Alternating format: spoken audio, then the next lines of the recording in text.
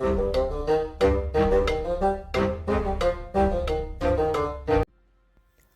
and welcome to the Curriculus. I'm a monk, and today we are in episode 34 now, I believe, of our Let's Play series. This is our beginner's guide Let's Play, and of course we are continuing where we left off in the last episode. Now, we have progressed fabulously. We have been growing our kingdom. We have gone from absolutely nothing to having a kingdom that I feel is on the verge of actually being able to compete with the other nations in the game. We still need a few more clans in. We still need more land, but you know what? I feel like we have had a real good go of it. Sturgia are pretty much non-existent, and considering where we were a little while ago, I think that's an absolute success. Don't forget, if you are into Bannerlords and want more people to chat to about this game, we do actually have an active and growing Discord. The link for that is down in the description. It would be great to have you guys come on in and chat about the game. Maybe you could share your stories. That's one of the things I love most about Mount & Blade, is the fact that everyone has their own unique story. Now, in this episode, what I want to do is expand a little bit.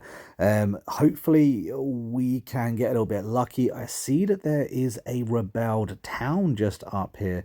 Now, this is usually Sturgia land. So if we can add it to our kingdom, I think that'd be really good. It fits in with us, and it couldn't really be in a better location. Now, before we do actually take them, let's see if we can drain them of any money that they happen to have. We have an awful lot of crafted swords, and I kind of need to offload these crafted swords because I want the money. So let's see what we can get. We can get rid of one crafted sword. That would do, I guess. An extra 20,000 in the bank. I do actually need to take these around the map, selling them, and just kind of like popping up our bank balance a little bit. We're sitting on 1.8 million, but I would like a lot more. I feel like to be comfortable around 3 million mark, I'd be quite happy with. Let's get all of this food as well. The last thing I want is to not have enough food for the siege, and of course if they don't have food, then we're able to starve them out a little bit quicker if we need to. It's actually a good price. I need to get back into trading, to be fair. It's not a stat that I need to get up, as I'm able to print money now because we have got our smithing up to point. But I quite enjoy roaming around the map as a bit of a trader. We're going to need them as well. Absolutely a necessity when it comes to smithing. Always going to need those materials. Let's see if they've got anything half decent for us to grab up. One good thing about having so many crafted swords in our inventory is that we really do have the ability to buy anything in store, and of course then just trade it in for a crafted sword. It's how I quite often get my best armor. Now we only have the small issue of actually declaring war against a kingdom that isn't actually a kingdom. Now it's a little bit easier as I am the king, obviously. Let's raise an army.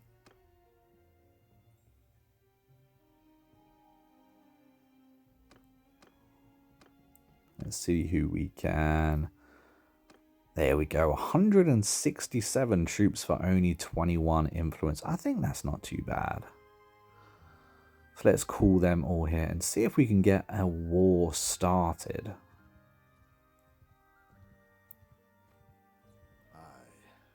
I don't think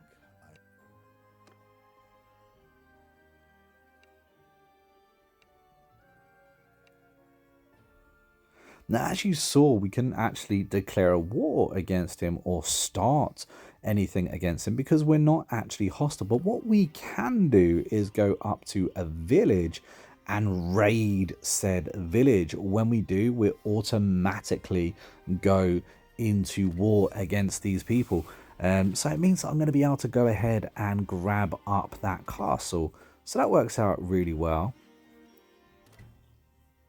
I actually had someone within the Discord actually ask this not too long ago, as they couldn't figure out how to do it themselves. But yeah, raiding villages is a great way to go to war against someone that you possibly don't have a way to go against them. Like, for instance, if you were a vassal of a kingdom and you wanted to go to war against someone, perhaps a rebelled city yourselves, well, of course, being a vassal, you don't have the right to, go to war with someone or declare a war. But what you can do is raid their village, raid their little villages around the map, and that will force a war.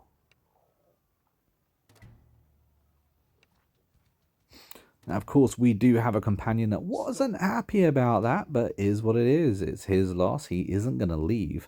So we're all fine.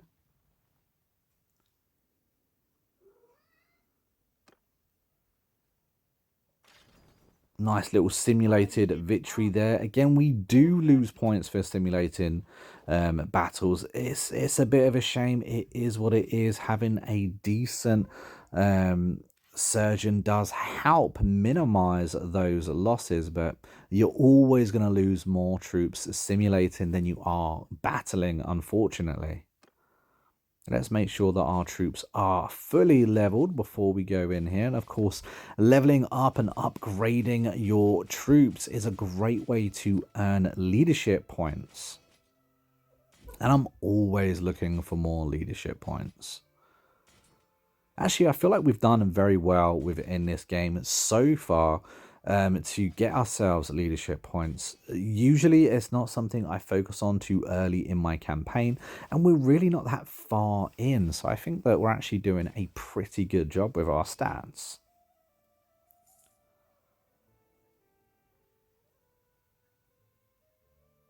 There we go. Now let's have a little look-see.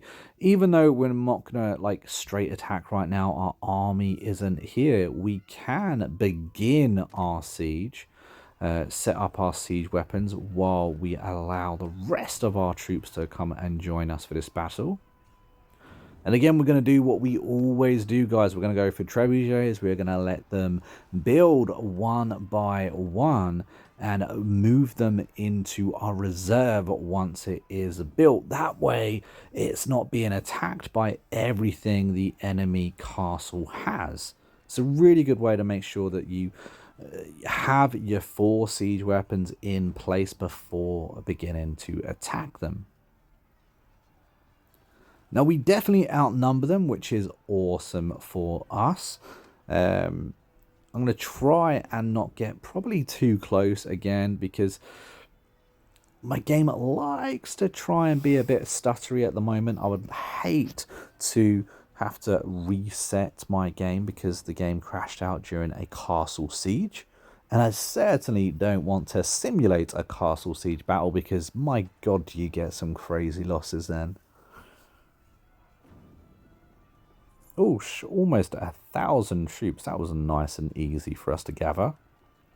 I do like how we now managed to get an army together of 1,000 strong and still have more than enough lords left over to kind of realm and patrol our kingdom. Of course, I'm not saying an army of 1,000 is a huge number, but I am quite happy that we're able to get that number together with ease. I just kind of need to level up my clan tier. Once I've leveled up my clan tier, we're going to get a bigger march size. My parties will have a bigger march size, and I'll be able to put together more troops for absolutely no influence cost. I'll be quite happy when we're able to do that. Of course, we do have leveled up and cushy troops, so when we are part of an army and battling, we can go against those bigger odds because we've got those very, very good bowmen in our lines.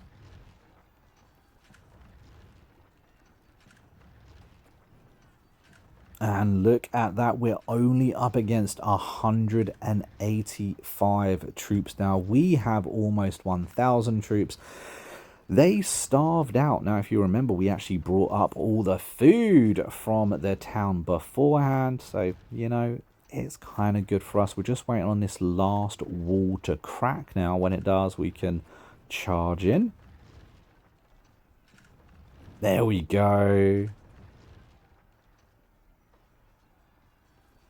And of course, we're going to lead the assault. Even at 185, we're attacking with almost 1,000 troops. I still think that if we was to simulate that battle, we'd lose a hell of a lot more simulating than we would just, you know, leading the assault, allowing our men to do what they do.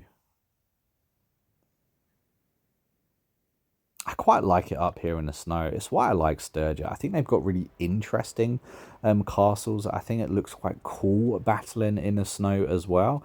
Adds a bit of atmosphere to it. Now, we don't actually need to do anything when it comes to our troops taking this castle. We know that we can outpower them. Our infantry will naturally attack the castle going through the walls. I don't need to yell charge, and my archers will hold back, you know, firing from behind the defensive cover when they need to.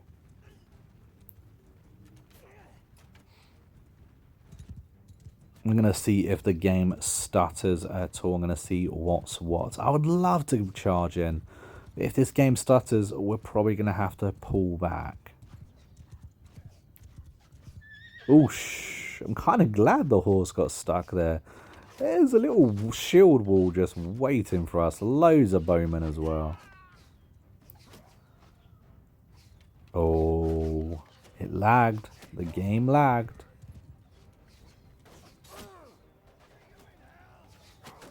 I need to remember to bring my bow along. I always feel like I need my bow when it comes to these little sieges. Let's move up, see if we can help out. See if we can get behind these lines and distract them a little bit. Can we make it up? Nope, we can't make it up. Horses go up the ladders backwards very, very well, but they don't go up forwards very well.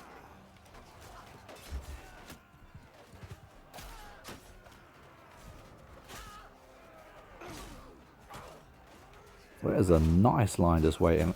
Let's see if we can get rid of some of these guys.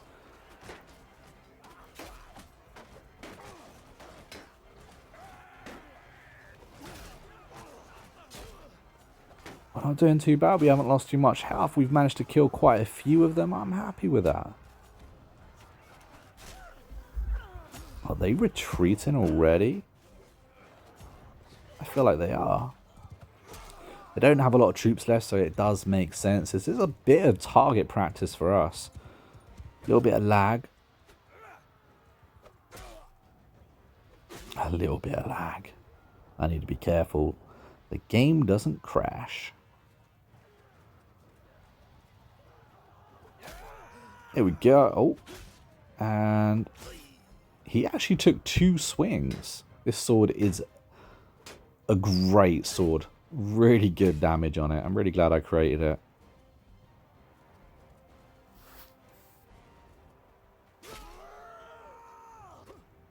It looks like we're going to get one more. 137 damage on that guy. There we go.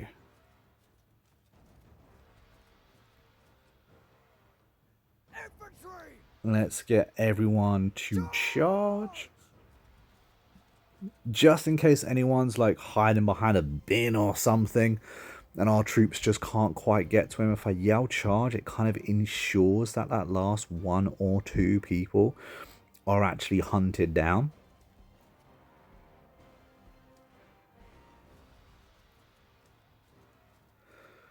Well, I think we've done quite well there. We killed a lot more people than I thought we would going in. I thought we're just going to stay at the back, but you know what? The game seemed to be handling things well, so I figured why not jump in.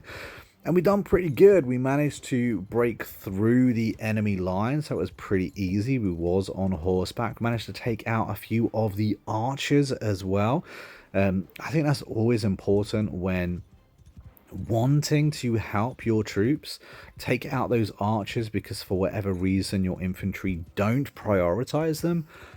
So it kind of needs to be you to do that. Sometimes what I like to do is actually create a small group of infantry that I can then, personally command and control. That way I'm not interrupting the whole mainstream battle. I've got, like, say, these 50 troops or 20 troops that I can say, hey, follow me, and we can go ahead and mop up the walls.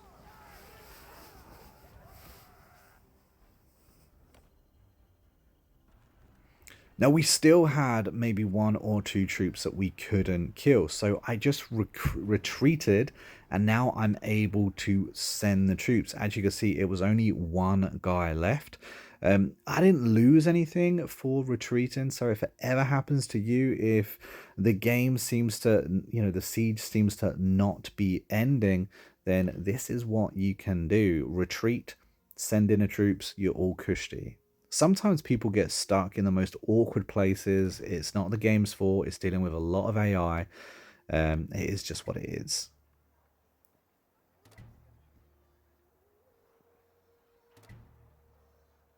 So let's go to... Ooh, I wonder if there's 160 prisoners that we can dump out of there, and then of course go ahead and sell on in the tavern. This is a great way of earning money, of course, and of course any roguery points you may be able to grab. There we go. Not a bad amount of money. Let's recruit the troops. We are over our limit, but of course we're going to donate these troops straight into the garrison. I may not, win this castle or even be in the voting. We do have a lot of clans looking for their first piece of a land right now. But hey, ensuring that those garrisons actually have a few troops in definitely isn't bad. Looking after your kingdom is a good thing after all, even if it's not your own land.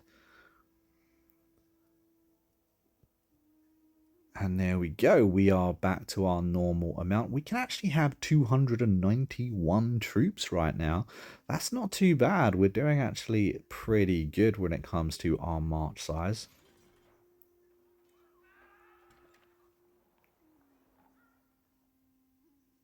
And there we go, guys. We have another town within our kingdom. I'm really happy. We've really expanded really well, taken out pretty much all of Sturgia. Sturgia have no more land. They do have a few more clans that I would quite like to recruit.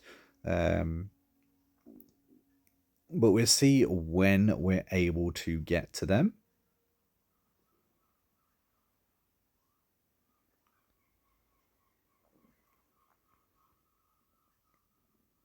And that is for this. So let's leave. Where are we going to go? Like I said, I feel like getting some money is a really good idea. We have a lot of swords that we can sell. So let's have a look at this. Who's going to be the owner?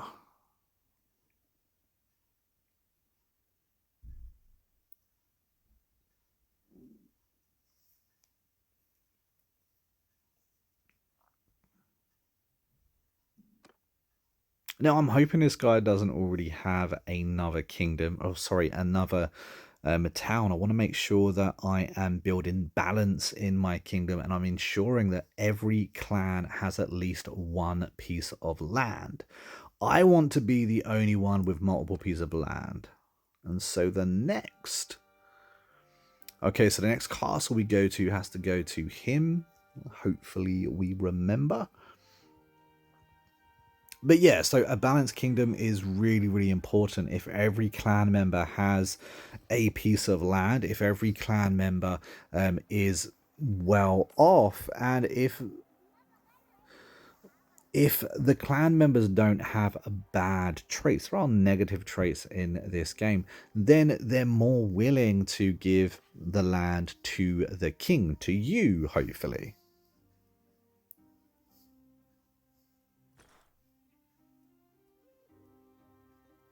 Now, I want the steep horses or the step horses. I think they're pretty good. They're doing what we need. I want to try and increase our march speed.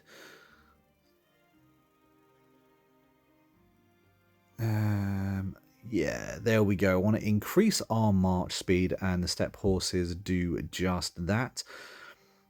We don't have nearly enough of them, so it does mean that I can buy a huge ton, especially as we have a march size of 300 now. It does mean we can have a lot more horses than we currently have.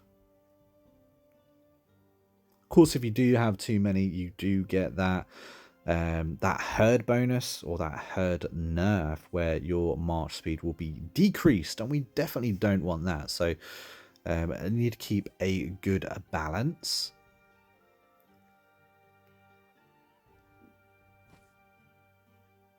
And of course, having a nice variety of food, as we don't have the perk, helps us with our morale. And a good morale is very, very good indeed.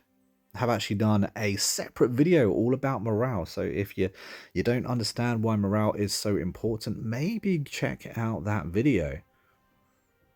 Let's pop on to another town. We're going to strip every town we can. Try and get some more horses, maybe get some more food, definitely get a lot more cash. We're down to, what, 1.8 million? I want more.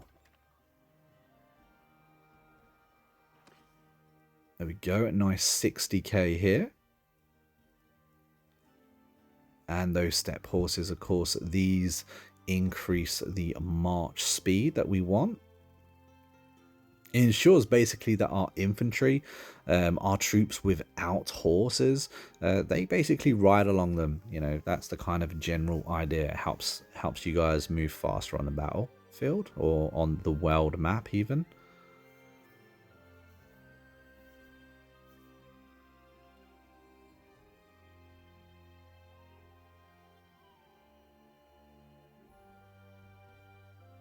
And of course, us doing this does mean it gives time. Oh, declaring war on the guys that we're literally right here. That's so annoying. I'm quite interested. We do actually outpower them. They have power of 4,000. We have power of 6,000. That's kind of cool. We have more towns. We have more castles. We're actually bigger than them, which I think is quite cool. We have about an even amount of clans as well. Interesting that we're able to match another kingdom already. I mainly want to think twice about being in their land. However, I don't want to just run into one of their armies.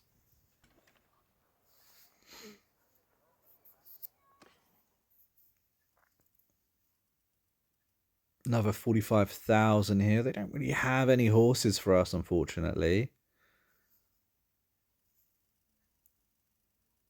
But we can get rid of another 2 swords.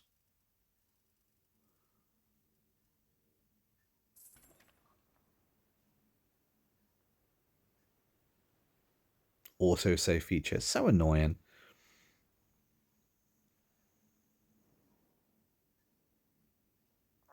There we go. We'll go into the Empire lands. I think that's going to be a better option.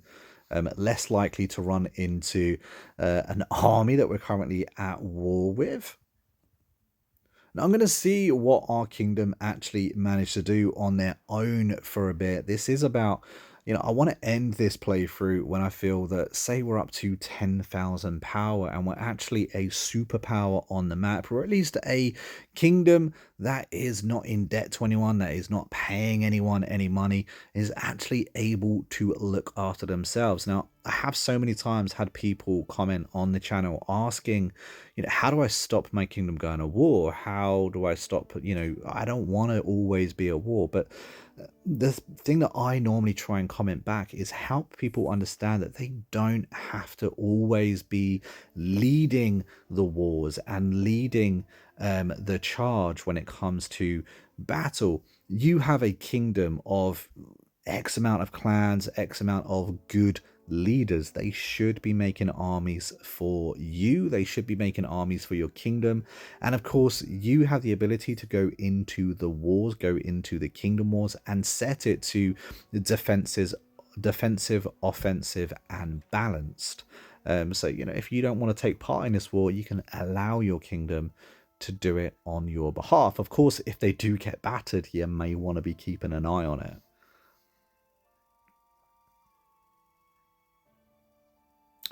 See? Going into the Imperial Towns is going to be serving us twofold. Not only are we able to sell our crafted gear, getting ourselves more dinars, we're also able to pick up extra crafting materials for us to break down and keep going with our little smithing empire that we have. Let's pop along to another one.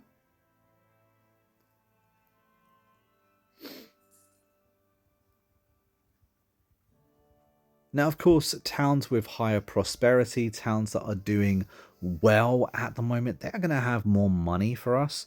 The Empire towns are hit. Well, everyone's world is hit. Going to be different, to be fair. I'm not really going to be able to tell you who's got the best prosperity, therefore who has the most cash.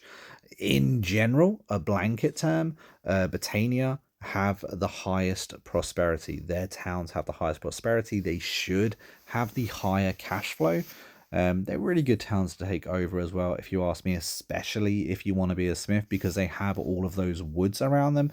They have a few different villages that produce a lot of wood, therefore you're able to buy up quite a lot of hardwood for your smithing needs.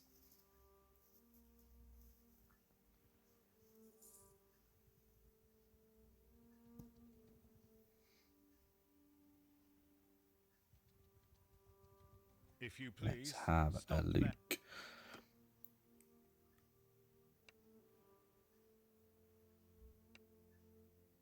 Oh, hello. Ineffective. That's a shame. I've just figured, on the off chance, we'd try and recruit an extra clan. I haven't really got anyone from the Empire just yet. I haven't really had too much interaction with the Empire at all, but I figured I'd have a look. Unfortunately, we only got 2 of the required 4 points for that recruitment, so we did fail. But hey, recruiting those clans, it's a constant thing. And in order for you to get the 20 plus clans, to be a dominant force on that map, you are going to have to constantly be looking for extra clans that you may be able to recruit.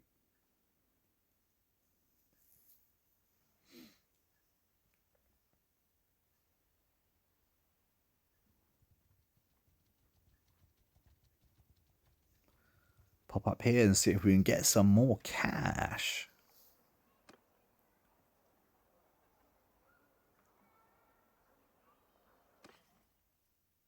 50,000, not bad. Let's see about these daggers.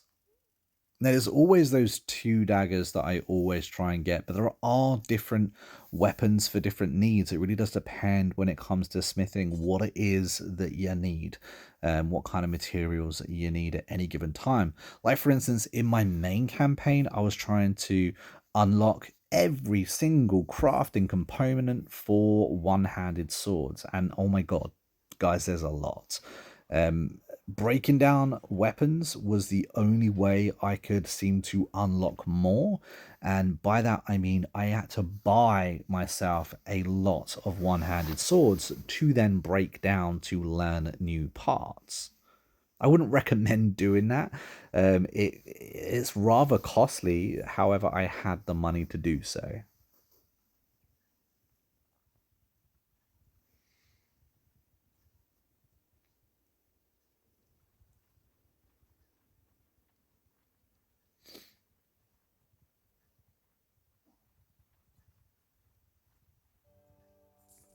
There we go. Another town, another dollar. Let's see what they've got.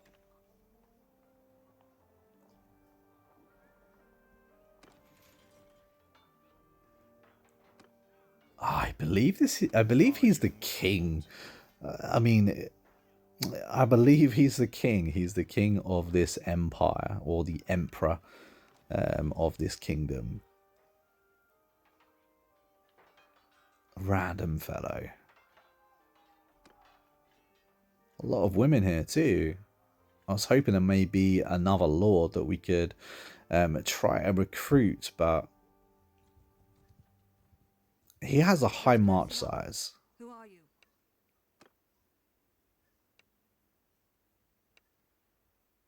Oh dear. Of course, I should be using my encyclopedia, but I kind of figured, you know, most of the lords, the head of houses, they're going to have the bigger march size. So I thought 113 troops, so it wasn't too bad to have a go and see if they were a clan leader or not. There we go. We are back over 2 million, guys. That's not too bad, is it? Made ourselves 200,000 in profit. Now, heading towards Britannia, great idea. Like I said, they should, in theory, have the most money. They don't have the most towns, however, but we can certainly have a look to see if they've got any cash for us. Until then, there are a couple of towns along the way as well.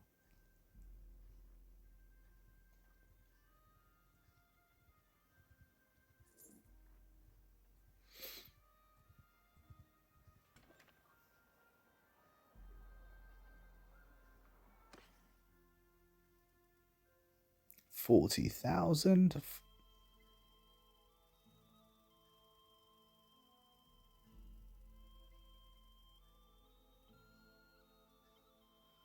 Another 2 swords gone.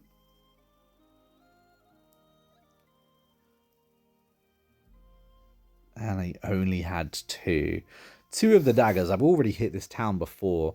Now, when you do drain a town of a resource, they will naturally replenish, but it does take time. It is something that does take a little bit of time, especially when it comes to those tribesmen daggers. I've also had people comment within the Discord saying that they can't find any because they've gone ahead. They've picked up a ton of them. They will replenish, but what I would say if you're at that stage is that they're not the only weapon within the game that you can break down for those materials.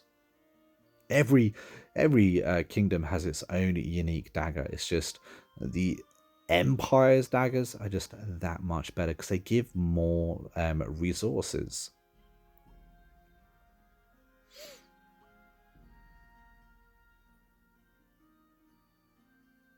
Last stop before we hit the greens. Ooh, and decision time.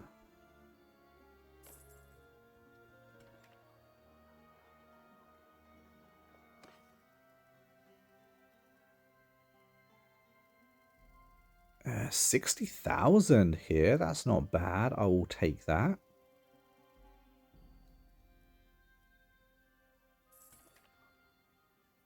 We actually got rid of more swords than they had dinars, but you know what? We've got so many swords, I just want the extra money. Brother just got a level. The guy levels so quick, but I feel like you can never really do too much with him because he's already pretty much been done. You know, whatever he's set up with is what he's got. Takes a lot for him to change what he is. He's one of the best companions in the game, however, so I really like your younger brother and your younger sister in campaign mode though, because when you get them, you're able to make them anything you want. You need a scout, you can have a scout. You want a top of the range smith, you've got one of those. Whatever you need, they can fill those gaps. And I guess that's why it is important to try and get married early in your campaign. Try and have those children early in your campaign, especially if you're in sandbox, because you want to start growing your clan as soon as possible. Because those clan members are infinitely more or stronger, more durable than the companions that you pick up, because a lot of the companions you pick up are kind of locked into what they're good at and what they're not good at, because they're unable to earn the kind of levels that new clan members can earn.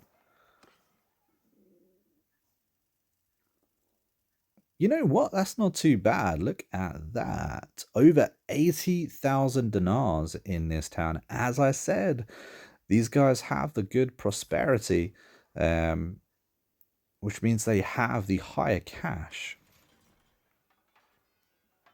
Also, why these towns are great towns to add into your kingdom if you're able to. Oh no, the king's your father. I did not know that, dude.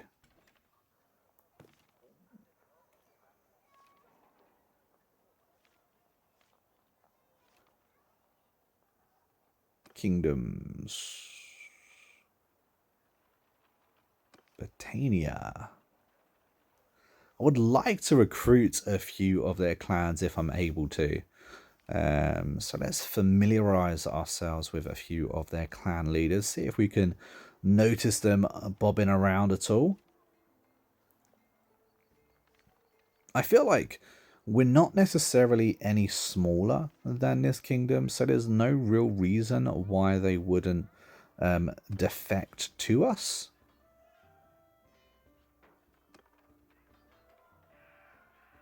Peace to you.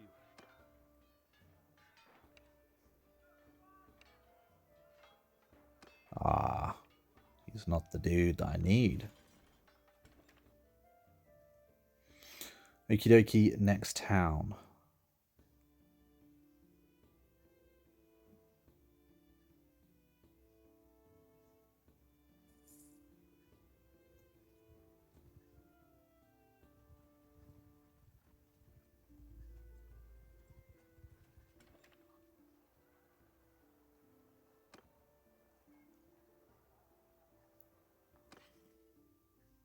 And another 80,000 dinars. Not bad, 2 for 2.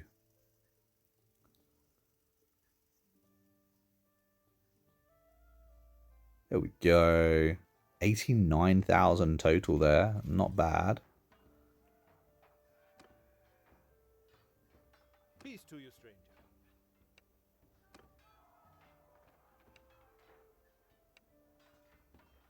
He's happy. Happy, happy, happy.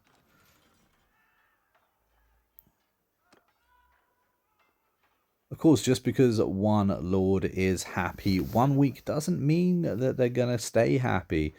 You can always go back to them next year, maybe. Ask them, see what's what. Kingdoms grow. Kingdoms crumble, after all. Stop there.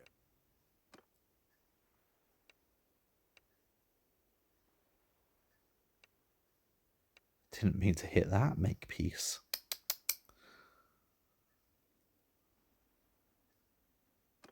Just skip it. Still lost 4 people, though, even though we outnumbered them 5 to 1.